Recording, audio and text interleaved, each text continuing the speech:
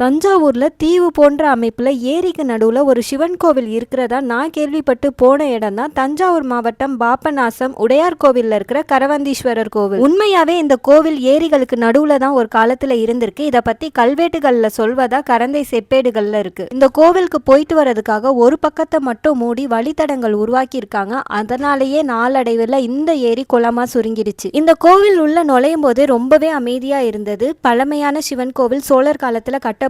இந்த கோவில்ல ஒரு கல்வெட்டு இருக்கு. அதுல 3ஆம் குலோத்துங்கனோட 18ஆம் ஆட்சி ஆண்டுல வெட்டப்பட்ட கல்வெட்டு. முக்கியமா அதுல பாறைகளும் மலைகளும் இல்லாத தஞ்சாவூர்ல சோழர்கள் எங்கிருந்து கற்களை கொண்டுட்டு வந்து கோவில் கட்டியிருப்பாங்க அப்படின்ற கேள்விக்கு புதுக்கோட்டை மாவட்டம் நெடியூர் பட்டணத்து கிளியூர் மலையிலேருந்து கற்கள் எடுத்துட்டு வந்து கட்டப்பட்டதா தகவலும் அந்த கல்வெட்டுல இடம்பெற்றிருக்கு. ஃபைனலா இங்க உள்ள மூலவரான கரவேந்தீஸ்வரர், அதாவது திருக்கால உடையார் 1000 வருடங்களுக்கு முன்பு சுயம்புவா உருவானவரா.